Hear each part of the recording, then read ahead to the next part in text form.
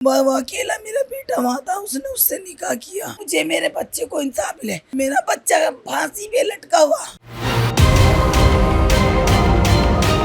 उसने 4 आदमी है, कोई भी नशावार चीज दी गई। डंडों के निशान थे, नाखून के निशान थे। फांसी पे लेने वाला नाखून कहाँ था? 3 बजे इसने फांसी ली। एक बेड पे 2 बंदे सोते हैं, आँख खुलती है नहीं खुलती है। फर्स्ट उसमें लगा कि इट वाज मर्डर। ये जो नॉट सिर्फ एक है, तो इस वजह से लग रहा है कि this could probably be a suicide attempt.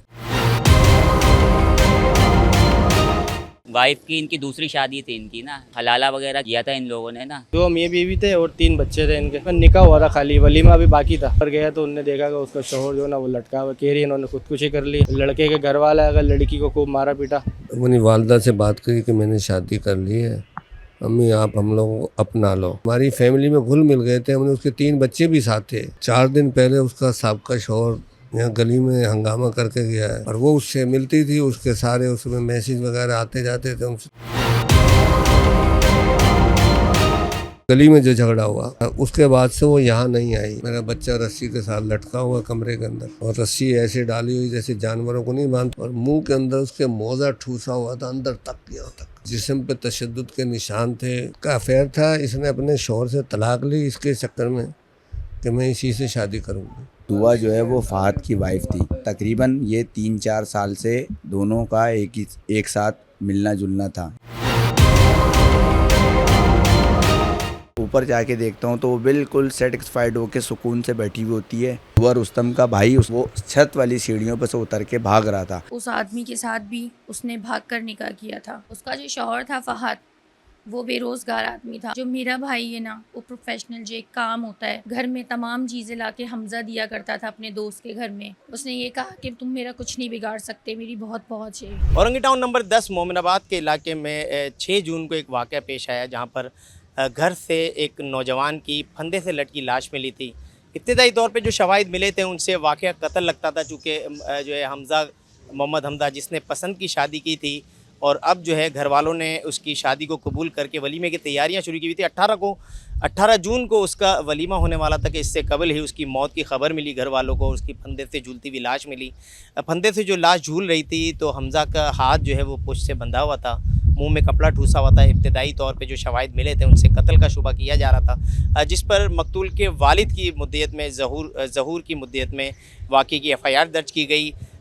जो है हमजा की जो अहलिया थी दुआ, जो कि पुलिस एहलकार है, उसके और उसके साबका शौहर फहद के ख़िलाफ़। ताहम फहद अभी तक गिरफ़्तार नहीं हुआ है। मुलज़िमा दुआ पुलिस की जो है वो तहवील में है और उससे इन्वेस्टिगेशन जारी है। ताहम अब तक दुआ ने भी जो है वो एतराफ़ जुर्म नहीं किया है। अब तक इस वाक़े में जो है वो तफ्तीश कहाँ तक पहुँची, चूँकि इब्तिदाई तौर पर जो मामला कत्ल दिखाई दे रहा था, आया कि वाकई वो कत्ल है या कुछ और है। तमाम तर मोरखात पे जो है वो अहल खाना से भी बात करेंगे कि आया ये इस तरीके से पसंद की शादी की थी तो इतना बड़ा इक़दाम, अगर ख़ुदकुशी का है तो भी जो है वो उसने क्यों उठाया, या अगर कत्ल किया गया तो कत्ल की वजूहात क्या थी। तमाम तर पहलुओं पे इन तमाम तर पहलुओं को जानने की कोशिश करेंगे। अच्छा, वाक़या जो है ना, फर्स्ट उसमें लगा कि इट वाज मर्डर, क्योंकि बंदे के हाथ बंधे हुए थे इसमें, और जो है इसके मुंह में भी स्कफल हुआ था। तो ये सब रीजंस की वजह से it looks like a murder. But अभी जो है फॉर द टाइम बीइंग जो रिपोर्ट हमारी बता रही है, और इनिशियल मैंने जो मेडिकल रिपोर्ट देखी है उसमें because of the ligature marks on the neck, और जो रास्ते में क्राइम सीन में जो इशू बना है या आगे पीछे चीज़ें हुई हैं, और जो रोप इस्तेमाल किए, जो नॉट सिर्फ एक है, तो इस वजह से लग रहा है कि this could probably be a suicide attempt. तो अभी फॉर द टाइम भी यही हमारी मतलब इसमें लग रहा है कि it is going towards suicide. अच्छा, इसमें जो मरकज़ी मुल्ज़िम है वो क्या अभी तक गिरफ़्तार हुआ है, या जो मुल्ज़िमा दुआ है वो क्या कहती है? वो ख़ुद ही एक्सेप्ट नहीं कर रहे। ऑब्वियसली मुल्ज़िम अगर है वो कैसे खुद एक्सेप्ट करेगा। कुछ टाइम पहले किराए पे आए थे ये यहाँ पे ना, तो इनकी समझे वाइफ की इनकी दूसरी शादी थी इनकी ना। ये इनकी पहली थी हमजा की, उनकी वाइफ की दूसरी शादी थी। तो ये सुनने में आया कि हलाला वगैरह किया था इन लोगों ने ना, तो इस वजह से फिर हो गया था कुछ। सबूत वगैरह, वीडियो वगैरह आई हैं, तस्वीरें, उससे तो कोई खुद मर्डर वगैरह का ही लग रहा है, ये मर्डर का ही लग रहा है ये। हाथ पैर बंधे हुए थे इनके और मुंह में कपड़ा ठोसा हुआ था इनके ना। उनकी वाइफ ने बताया माली मकान को आके ना, तो फिर मोहल्ले उनके वाइफ ने खुद ही बताया था, वो देखो इन्होंने खुदकुशी कर ली है। फिर मोहल्ले वाले फिर शोर मचा तो फिर सबको पता चल गया, सब आए थे फिर। 2 मियाँ बीवी थे और 3 बच्चे थे इनके। अच्छा, इस लड़की की जहाँ तक हमने सुना है, लड़की की दूसरी शादी थी, हमज़ा की पहली शादी थी। ये तीनों बच्चे हमज़ा से जो की बीवी है उससे थे, पहले शोहर से थे। तो तकरीबन 1.5 से 2 महीने इनको यहाँ आए हुए थे। इनकी शादी को तकरीबन निकाह हुआ था, खाली वलीमा अभी बाकी था। 18 जून को इनका वलीमा होना था। सरवरी जो बाल रूम है नाज़माबाद पर, वो बुक था। 18 जून को वहाँ वलीमा होना था। उससे पहले ये सुबह 6 से 7 के दरमियान जो है ना, मंगल वाले दिन ये वाक़या पेश आया। तो मकान मालिक ने जो हमें बताया कि वो 7 बजे दुआ ने हमारा गेट बजाया कि मुझे इमरजेंसी कॉल करनी है। तो मकान मालिक ने बताया मेरे पास ना पैकेज है ना मेरा पास बैलेंस है। तो उसने कहा कि आप 5 मिनट के लिए ऊपर आइए। वो ऊपर गया तो उनने देखा कि उसका शोहर जो है ना वो लटका हुआ, कह रही इन्होंने खुदकुशी कर ली। हालांकि उसके हाथ पांव बंधे हुए थे, मुंह में मोज़ा ठूसा हुआ था और जिस्म पे तशद्दुद के निशान भी थे। तो फिर वो घबरा गया, उनने फिर मोहल्ले वालों का गेट बजाया। तो फिर पुलिस को भी कॉल करी, पुलिस ने आया। पुलिस आके जो ना फिर उसको अरेस्ट करा लड़की को, और फिर छिपा वाले हैं उन्होंने लाश वगैरह उठाई, पोस्टमार्टम के लिए उसको ले गए। झगड़ा इससे पहले कोई भी, इनको तकरीबन 1.5 से 2 महीने हुए रहे में, तो इसमें इससे पहले कोई भी झगड़े की ना कोई आवाज़ आई ना कोई शोर शराफा। लड़का भी बहुत अच्छा था, हम तो इधर ही मोहल्लेदार हैं, तो मिलता था जुलता था, अच्छी आदत का था। अभी बकरीद गई है तो 2 बकरे भी लेके आया था वो कुर्बानी के लिए, माशाल्लाह। बच्चे इसके खेलते कूदते रहते, कोई टेंशन नहीं थी। वो अचानक ऐसा मंगल की सुबह ये वाक़या पेश आया। ज़हूरुद्दीन नाम है, हमज़ा मेरा बेटा था जो अब इस दुनिया में नहीं है, अल्लाह को प्यारा हो गया। ये जी ईद से हमें 1 हफ़्ता पहले पता चलता है, हमारा बेटा बताता आके, समझो 1 हफ़्ता या 3-4 दिन पहले, कि अब्बू मैंने अपनी वालदा से बात करी कि मैंने शादी कर ली है, अम्मी आप हम लोगों को अपना लो। तो माँ ने गुस्से में कहा कि जी अभी जाओ, बहुत हालत खराब, इतनी जल्दी ये फैसले नहीं होते। जैसे होती हैं नाराज़गियाँ, होती हैं मारपीट कर में दूँगा। तो अब वो वालदा थी, बाप को मुझे मनाया इन्होंने, भाई अब जो कुछ हो गया वो तो कुछ नहीं कर सकते कानून, जाहिर है शादी कर ली। तो मैंने अपने भाइयों से ख़ानदान में बैठ के बात की, सब ने बोला जी अब कबूल कर लो। हमने जी खैर उनको इजाज़त दे दी, ईद में आए, वेलकम, हमने कुर्बानी की, गोश्त खाया, सब कुछ करा। तो वो कहने लगे जी अब हमारा वलीमा होना चाहिए। मैंने अपने भाइयों से उन्होंने कहा ठीक है जी, इनका वलीमा भी कर दो, बच्चों की खुशी की खातिर सब। तो जी 18 तारीख को वलीमा होना था, उसके कार्ड छप चुके थे, हाल बुक हो चुका था। तो पहले वो 4 रोज़ से, जब से वो ईद से पहले हमारे घर एंट्री हुई, तो वो डेली आ भी रही थी, रात को यहाँ रुक भी रही थी, यानी हमारी फैमिली में घुल मिल गए थे। हमने उसके 3 बच्चे भी साथ थे उससे पहले से, हमने उनको भी एक्सेप्ट कर लिया था। भाई जब बच्चे ने गलती की तो क्या। तो 4 दिन पहले उसका साबका शौहर यहाँ गली में हंगामा करके गया है, हमजा को कोई तड़ी भी लगाई कि मैं तुझे छोड़ूंगा नहीं, मार दूंगा, इस तरह की बातें जी यहाँ गली में। वो अपनी उसकी बीवी को सिर फड्डा कर रहा था। तो वो यहाँ रह रहा था? हाँ वो जी हाँ, साहब का आगे घर है यहाँ। तो वो हमजा को बुरी लगती थी कि भाई जब तेरा इससे ताल्लुक़ नहीं है, क्यों बात करता है तुझसे, क्यों बच्चों को क्यों आता है तेरे पास से, आप इसकी एप्लीकेशन लिखें। ये कि जी मुझे तंग करता है, रास्ते में मुझे टॉर्चर करता है। हमजा को ये बातें बर्दाश्त नहीं थी, पर वो उससे मिलती थी, उसके सारे उसमें मैसेज वगैरह आते जाते थे, उनसे ताल्लुक़ था उसका। यहाँ भी देखते थे वो हमजा का चला गया नीचे, वो बच्चों को चीज़ दिला रहा है, यानी राब्ते में थे उसके। तो मर्डर से 3 दिन पहले वो कहने लगी जी मैं आपको वलीमे में सब कुछ खर्चा हम करेंगे, हम भी देंगे, मेरी सैलरी रुकी हुई है, आप लोग अरेंजमेंट कर लें, हम आपके साथ हैं, मिलजुल कर दें। मैं परसों आपको 1 लाख रुपया दे जाऊंगी, अम्मी को 1 लाख रुपया दे जाऊंगी। तो इन्होंने उसके ऊपर हाल वाल बुक करा लिया, टोकन दिया है। अम्मी को आके बोलती है वो पैसे तो मेरे पास आ गए, ATM कार्ड घर पड़ा है, जहाँ ये रहते थे हमने। कोई बात नहीं, कल आ जाएंगे, परसों आ जाएंगे, कहीं बात तो नहीं है। तो अगले दिन आई, कोई बस हाल का टोकन के पैसे 10,000 रुपये दिए, पर खुशी खुशी सारा काम हो रहा था। घर वाले ये उसकी तैयारी 50-60 हज़ार रुपये का सूट लाए, सिलाई का, जाहिर है दुल्हन तैयार करना था इन्होंने। तो घर में एक खुशी थी बच्चों के लिए, एक ऐसी खुशी हमारे घर में आई थी। बच्चे बढ़ चढ़ के कार्ड तकसीम कर दिए, कार्ड खुद बनाए बच्चों ने। ये हमारे घर में बहुत खुशी चल रही थी। बस ये नागानी मौत हमारे बच्चे के साथ हो गई है 3। तो जब वो लड़ाई करके जाती है उसके 3 दिन बाद से उसने यहाँ आना छोड़ दिया था हमारे। किससे लड़ाई हुई? जो गली में जो झगड़ा हुआ उसके बाद से वो यहाँ नहीं आई। तो हमारी वालदा फ़ोन करती, भाई आ जा, देख ले कपड़े सिल रहे हैं। बोले मैं कल आऊँगी, मैं फारिग नहीं हूँ, ये वो ड्रामे करके। वो तो मुझे 8:01 पे मेरी बेटी की कॉल आती है हिना नाम की, कि जी अबू फटाफट आप पहुँचे हमज़ा के घर पे, हमज़ा अब इस दुनिया में नहीं है, हमें छोड़ के चला गया। मैंने जी अपने वहाँ फैक्ट्री से मुलाजिम को साथ लिया। मैं कि भैया मैं तो होश आवाज़ खो बैठा था, फटाफट वो मुझे ले गए। मैं वहाँ जाके देखता हूँ छिप एम्बुलेंस खड़ी है, ऊपर जाके देखता हूँ तो मेरा बच्चा रस्सी के साथ लटका हुआ कमरे के अंदर। उसके दोनों हाथ जो है टांगों से बंधे हुए हैं और रस्सी ऐसे डाली हुई जैसे जानवरों को नहीं बांधते, कैंची टांगों के अंदर से रस्सी बांध के उसको क्लोज किया हुआ, और मुंह के अंदर उसके मोज़ा ठूसा हुआ था अंदर तक, यहाँ तक। और उसके जिस्म पे तशद्दुद के निशान थे, जिस्म पे शेड नहीं थी, ये यहाँ निशान थे, पीठ पे नाखून के निशान थे जी। उसे तशद्दुद से मारा गया। मारने के बाद उसको उन्होंने फांसी पर लटका दिया। उसको ये रंग देने के लिए कहा गया। और मेरी वाइफ को सुबह 7 बजे फ़ोन करती है कि हमज़ा ने खुद फांसी ले ली है, आके देख लो इसको। उसके बाद मेरे बेटे ने मौके पर पहुंचा। उसका एक भाई वहाँ मौजूद था, उसको मेरे बेटे ने अरेस्ट किया। 15 आई, उन्होंने क्राइम सील जो भी कार्रवाई की, उसके बाद अस्पताल मुंतकिल कर दिया। वहाँ उसका पोस्टमार्टम हुआ। पोस्टमार्टम के बाद हमें थाने में गए, हमें कोई रिलाइज नहीं मिल रहा था थाने में। हमें मीडिया के तसलसल से जो है हमारी FIR कटी है जी।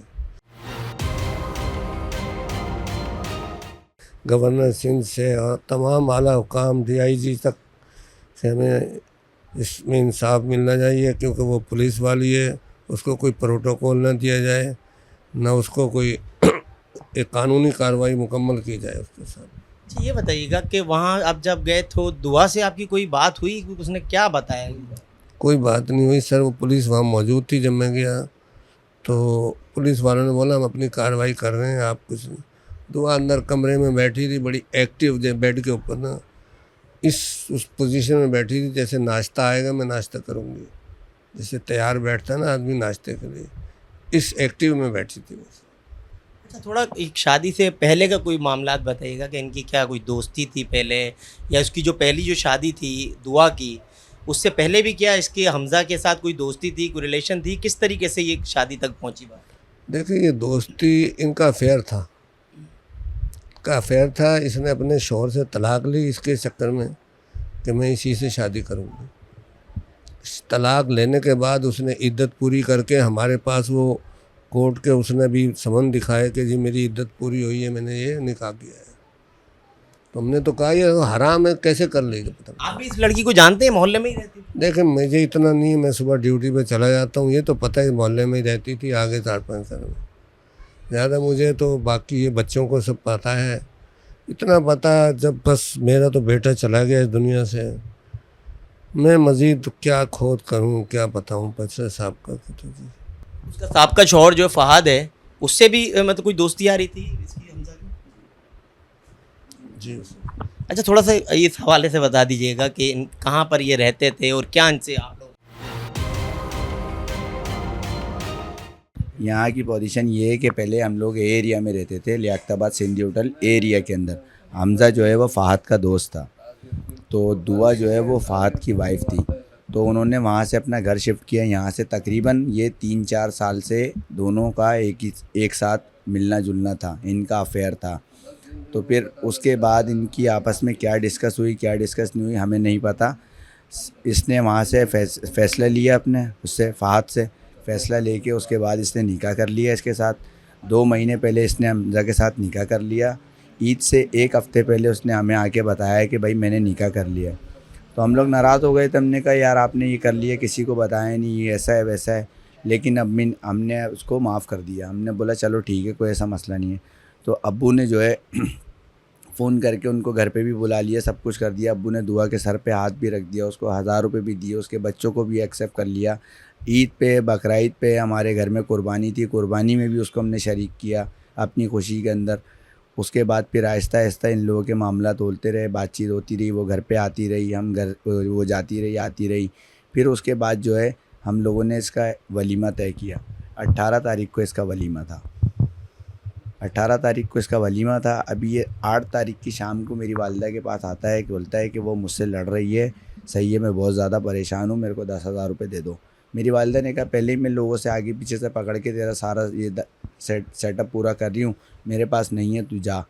तो फिर वो नीचे गए, नीचे उसने अपने एक दोस्त से बात करी, उससे वहाँ से पैसों का बंदोबस्त हो गया। वो ऊपर आया, ऊपर आके उसने बोला अम्मी मेरा पैसों का बंदोबस्त हो गया, आप परेशान नहीं होना, मैं जा रहा हूँ। किस लिए 10,000 रुपये, किस लिए, क्या मतलब? वो ये कह रहा था कि 10,000 रुपये चाहिए, दुआ ने मंगवाए हैं, उसको मकान का किराया देना है। तो फिर ये खुद भी तो काम करता था। जी खुद भी काम करता था, लेकिन जब से इसने निकाह किया है ईद के बाद से, तो अभी काम की ईद के बाद का पहला हफ्ता था, तो मेरे बहनोई ने इसको फ़ोन किया था काम पे जाने के लिए।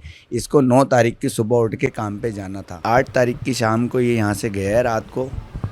9 तारीख की सुबह 7 बजे मेरी वालिदा का मेरे पास फ़ोन आता है। 9 तारीख की सुबह 7 बजे मेरी वालिदा को दुआ रुस्तम फ़ोन करके बोलती है कि आपके बेटे ने फांसी लगा ली है गुस्से में और जज्बात में, आप आ जाएं और आके उसको देख लें।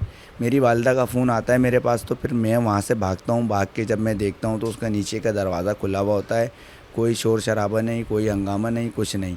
ऊपर जाके देखता हूँ तो वो बिल्कुल सेटिस्फाइड होकर सुकून से बैठी हुई होती है, जैसे कि नहा धो के बंदा बैठा होता है ना कि मेरे लिए नाश्ता आएगा, मैं नाश्ता करूँ।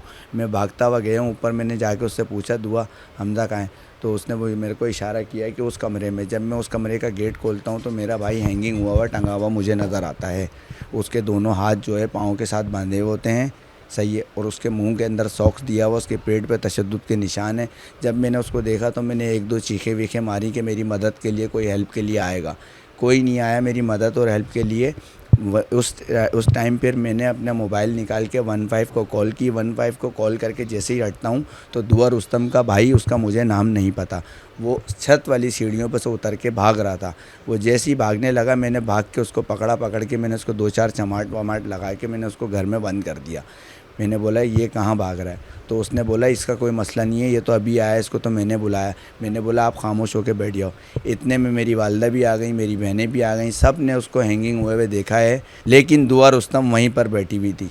उसने कोई बात नहीं करी हमसे, कोई उसने सवाल नहीं किया, कुछ नहीं किया। वो ओल फोल बातें कर रही थी, बस रोना पीटना कुछ भी नहीं। उसकी आँख में एक आंसू का ज़र्रा भी नहीं था।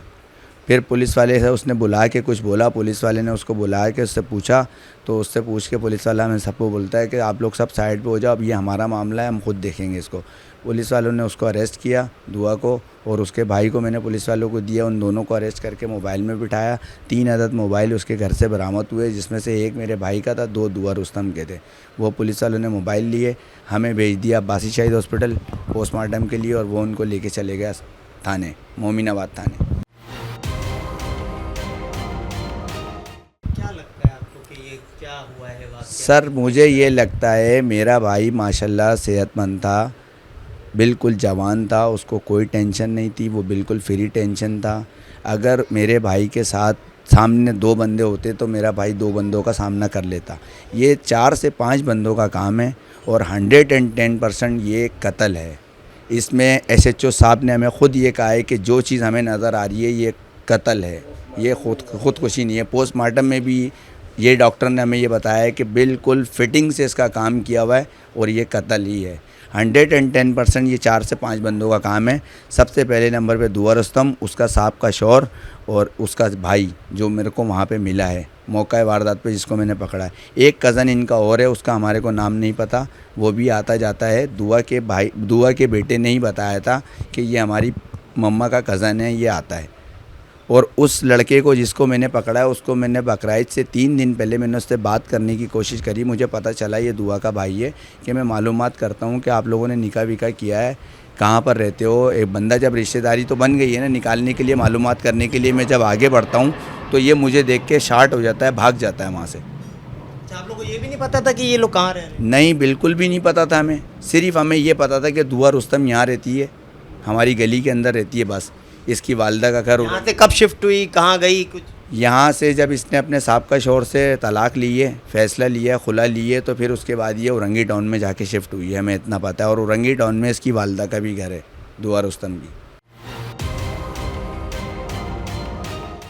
मैं इतना जानती हूँ, वो उसको बहुत ज़्यादा पसंद करता था, वो भी उसे बहुत पसंद करती थी। जबकि शादीशुदा 3 बच्चों की माँ होने के बावजूद उन्होंने फिर छुप के जाके औरंगी टाउन में ना निकाह कर लिया। निकाह करने के बाद ना हमें पता चला ना कुछ। मैं ना भाइयों, मैं ना इंटरव्यू दे के थक गई हूँ। अब मैं मुख्तसर सी बात बताना चाहती हूँ। उसने मुझे ना उस टाइम भी मुझसे छुपाया। उसके भाई को पता था, उसकी माँ को, उसके भाई, उसकी भाभी को, उसके शौहर को, उसके साहब का शौहर, उसको, इन्हें सबको पता था। वो अकेला मेरा बेटा वहाँ था, उसने उससे निकाह किया। फिर उसको घर बसा के दिया। घर में सब कुछ जैसे एक औरत को ला के देते सब दिया, सब कुछ दिया। रात को हमसे झूठ बोलता क्योंकि वो कारपेंटर था, इंजीनियर था। इतनी छोटी सी उम्र में इतना बड़ा कारीगर था। अभी मैं नाइट पे जा रहा हूँ उसका काम करने, इसका काम करने, लेकिन वो जाता वहीं रहा। मैं फिर अभी ईद के कुछ दिनों बाद मुझे कुछ शक होने लगा। शक ऐसा हुआ कि बकरीद या रमज़ान? ये बकरीद 7 अप्रैल में उसने निकाह किया है। बकरीद पे बात ही खुली तो हमें ना बोलने लगी तूने क्या किया। मैंने उसे मार पीट के निकाल दिया, लेकिन दूसरे दिन फिर आके मुझसे बात करने लगा। मैंने कहा चल ठीक है, मैं तेरी खातिर कबूल कर लेती हूँ, क्योंकि मैं अपने बेटे से बहुत प्यार करती थी, हाथ से ज़्यादा करती थी। अगर शायद मुझे उसके साथ जाना पड़ता तो सही रहता, लेकिन अब हमने तैयारी शुरू कर दी, लोगों को बताना शुरू कर दिया कि हमने ना इसको कबूल कर लिया। घर में आई, लेकर आया, मैंने कहा मैं बेटी को लेकर आया। सब ने तो 4 मिनट के लिए मुँह बनाया, फिर वैसे हो गए। उसको खूब अच्छे से इज्जत भी ली, सब कुछ मिला। कुछ देर के बाद मुझे ये भी पता चला कि इसका तो कांटेक्ट अपने साहब का शौहर से भी है, बच्चों से भी बात करवाती है। जिस दिन उनकी लड़ाई हुई, मैंने वज़ीर आला सिंध से दरख्वास्त है, मुराद अली शाह से दरख्वास्त है, मुझे मेरे बच्चे को इंसाफ मिले। मुझे नहीं, मेरे बच्चे को इंसाफ मिले। 7 बजे मुझे कॉल करके कहती भाई आप मुझे एक बात बताएं, आप ही बता दें, आप मेरे दिल को समझा दें। 7 बजे मुझे कॉल करके कहती है हमजा ने फांसी ले ली। उसका भाई वहाँ मौजूद था, वो खुद मौजूद थी। मेरा बच्चा फांसी पे लटका हुआ। 5 दिन पहले उसने वहाँ से पंखा उतरवाया कमरे से, उस कमरे में लगवा के गई। हमें तो पता ही नहीं था, क्योंकि उसे जगह चाहिए थी लटकाने के लिए। उसने 4 आदमी हैं, वो 2-3 के काबू में। उसे मदहोश की, बेहोशी की, कोई भी नशावार चीज़ दी गई, वो बहुत भागा फिरा। उसको खूब तशद्दुद करा। जब उसकी कोई सांस रह गई तो वो लटका दिया। मुँह में मूसा घुसेड़ रखा था, हाथ बांध रखे थे, या पीछे से टांग से ले जाके बांध रखे थे। यहाँ दोनों तरफ निशान थे, उसके डंडों के निशान थे, नाखून के निशान थे। फांसी में लेने वाला नाखून कहाँ से आए वो नाखून के निशान। फिर वो कहती है 3 बजे इसने फांसी ली। एक बेड पे 2 बंदे सोते हैं, आँख खुलती है नहीं खुलती है। फिर वो 3 बजे तक क्या कर रही थी, वो क्या कर रही थी। उसने जब उसको देखा, वो उससे मोहब्बत करती थी, उसने शादी तोड़ी। उसके बाद उसकी मोहब्बत कहाँ मर गई थी कि उसने उसको वहाँ लटके रहने दिया। उसने चीखे क्यों नहीं, मोहल्ला क्यों नहीं इकट्ठा करा, मेरा इंतज़ार ना करती, अपने आदमी को बचाने की कोशिश करती, टॉर्चर करती थी, अपना पुलिस में होने की धमकी देती थी। वो जो SHO के साथ बैठी थी उसकी वो धमकी देती थी। मैंने उस आदमी को नहीं देखा, मैं SHO को नहीं जानती, लेकिन मैं SHO से कहती हूँ कि किसी की माँ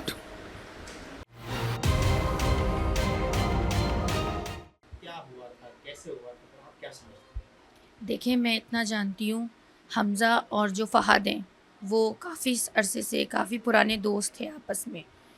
तो ये जो दुआ नाम की औरत है जिससे मेरे भाई ने निकाह किया था, वो पहले फ़हाद से शादीशुदा थी और उस आदमी के साथ भी उसने भाग कर निकाह किया था, उस औरत ने।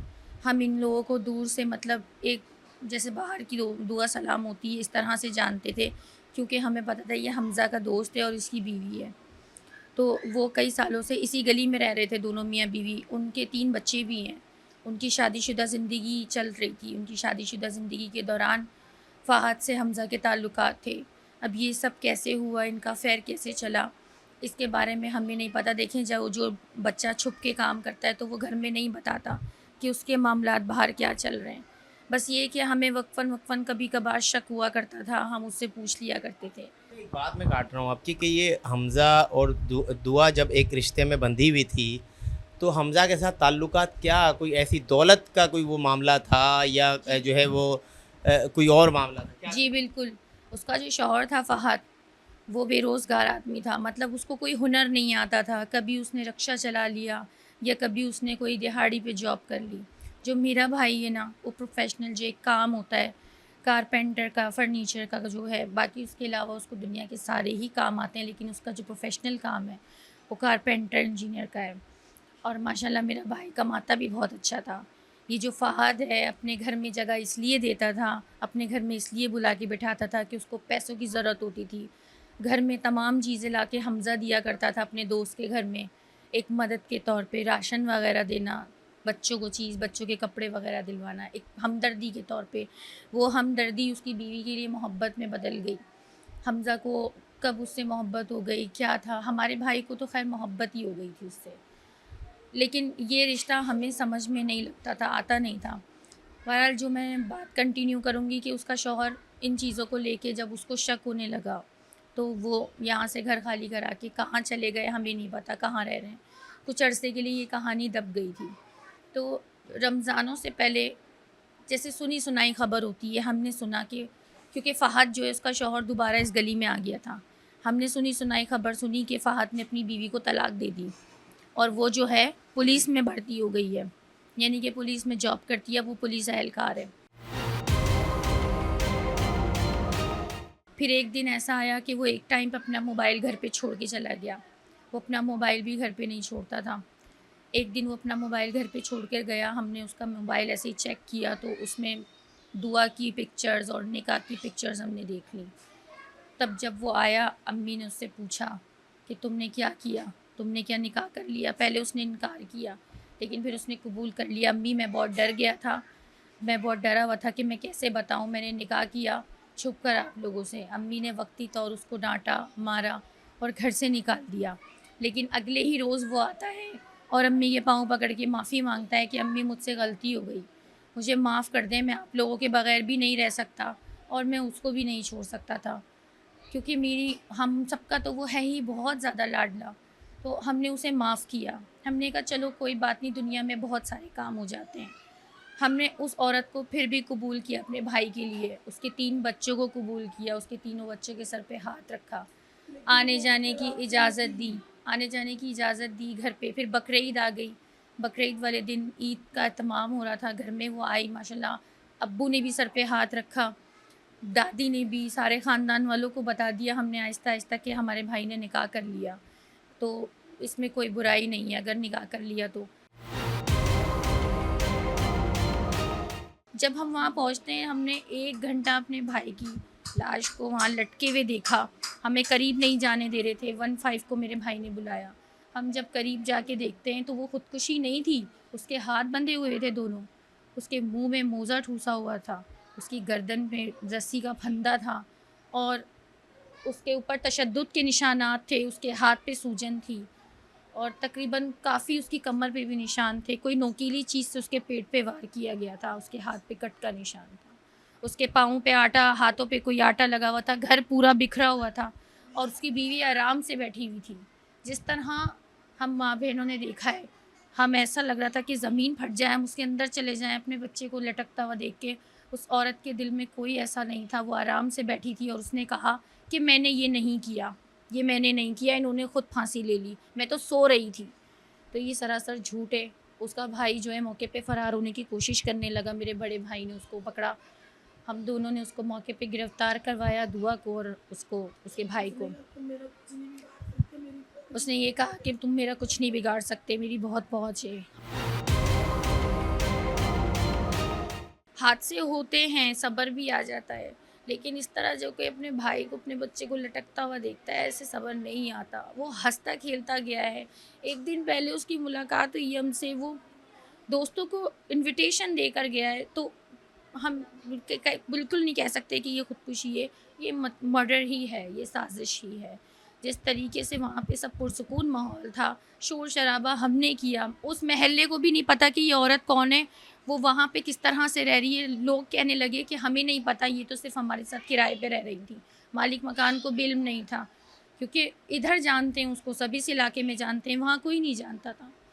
हमारी दरख्वास्त यही है वज़ीर आला सिंध से, DIG सिंध से, तमाम अफसरान से, महकमात से, कि हमें इंसाफ, मेरे भाई को इंसाफ दिलाया जाए। उसने तो मोहब्बत की, शादी की, नेकी का काम किया, उसके ऊपर हमने भी नेकी का काम किया कि उसको कबूला, बच्चों के सर पे हाथ रखा। मैंने कहा अम्मी दुनिया को छोड़ दो, दुनिया की बातें छोड़ो, दीन के मामलात में देखो कि एक ये नेकी का काम है, लेकिन हमारी नेकी का हमें ये सिला मिला कि हमारा बच्चा हमसे चला गया दूर, वो अब कभी वापस नहीं आ सकता। हम अपने आप को किस तरह संभालेंगे? अभी तो हमारी ज़िंदगी का बहुत लंबा अरसा है, हम उसके बगैर एक सेकंड नहीं रहते थे, अब हमें अपना जाने कितने साल उसके बगैर रहना पड़ेगा। हमें सब्र नहीं आ रहा बिल्कुल भी। हमने कभी नहीं सोचा था अपने बच्चे का ये अंजाम होगा। हमारे बस इतनी दरख्वास्त है कि उसको इंसाफ दिलाया जाए, उसकी बीवी को, उसके साबका शौहर को, जो कि फ़रार है। अभी तक पुलिस ने अपना काम नहीं किया, तो पूरी तरह से तफ्तीश नहीं की, उसका पोस्टमार्टम तक करवा दिया, जिसकी हम इजाज़त नहीं दे रहे थे, हमने वो तक करवा दिया, क्योंकि वो पहले ही इतने घंटों में अज़ियत में लटका रहा, फिर बाद में उसके जिस्म को काट दिया गया। हमारे लिए ये बहुत बड़ा इम्तिहान है। नौजवान हमज़ा की पुरअसरार मौत के हवाले से तफ्तीश जारी है। इब्तदाई तौर पे जो शवाहिद मिले थे, चूँकि उसकी लाश जो है वो फंदे से लटकी हुई मिली थी और हाथ उसके पुष्प पे बंधे हुए थे, तो इब्तदाई तौर पर जो शवाहिद सामने आए थे उनसे कत्ल का शुबा जा रहा था, जिस पर पुलिस ने वाक़े का मुकदमा जो है वो हमज़ा के वालिद की मुद्दत में दर्ज किया था, जो कि जिनमें नामज़द मुल्ज़िमान थे। एक जो है उसकी जो है हमज़ा की अहलिया दुआ, जो कि पुलिस एहलकार है, और एक मुल्ज़िम उसका जो है दुआ का साहब का शौहर फ़हद, उसे भी नामज़द किया गया था। ताहम अब तक फ़हद जो है वो पुलिस की गिरफ्त में नहीं आ सका है, जबकि दुआ जो है अभी भी इन्वेस्टिगेशन पुलिस की तहवील में है और तफ्तीश जारी है। इब्तदाई तौर पे जो कत्ल का शुबा था, बाद कुछ शवाहिद ऐसे मिले कि पुलिस हुकाम का कहना है कि वाक़या ख़ुदकुशी मालूम हो रहा था, लेकिन कत्ल के अंसर को बिल्कुल खारिज नहीं किया जा सकता। वाक़े की बारीक बिनी से तहकीकात की जा रही है और आइंदा आने वाले दिनों में तहकीकात में ये चीज़ साबित हो जाएगी कि वाक़या आया ख़ुदकुशी है या वाकई उसको कत्ल किया गया है।